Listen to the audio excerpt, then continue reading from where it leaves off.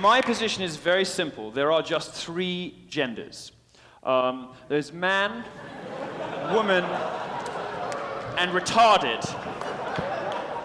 This young man is retarded. Of course, many trannies and those that make up their own new gender are not actually retarded, but they are deeply mentally challenged, and this is the moment in the evening that compassion is called for. They've failed, these people who have a psychiatric disorder. They are failed by the progressive establishment, which is seeking to create political gain out of a medical condition. They want you to take a political position on what ought to be something between a patient and his or her doctor. Consider how fanatical the liberal establishment is, and this is your clue that something is up, especially with pronouns. Has anyone here suffered from the scourge of pronoun enforcement? Yeah, some people here have been upset. My pronouns, by the way, are fag, Sir Fag, and his royal fagness. There's a wonderful student at the University of Michigan. Did you hear about this one?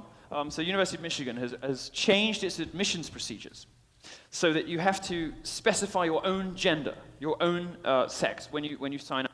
There's just a box for people for whom the 45 options aren't enough. There's a box where you can fill in your own.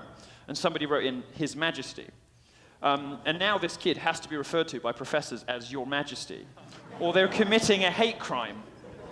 It's wonderful. In the minds of the far left, what matters is not that a person be free to believe what they want about themselves, or even that the rest of us the rest of us have the freedom to do what we want. It is that you must comply with the delusions, the politically motivated delusions of progressive left, or else.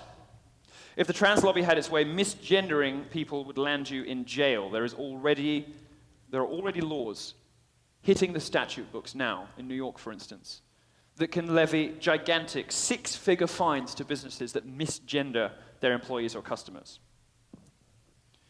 Forcing people to think a certain way in the absence of any medical evidence they should do so is how you know it is a political mission and not a mission of compassion or mercy.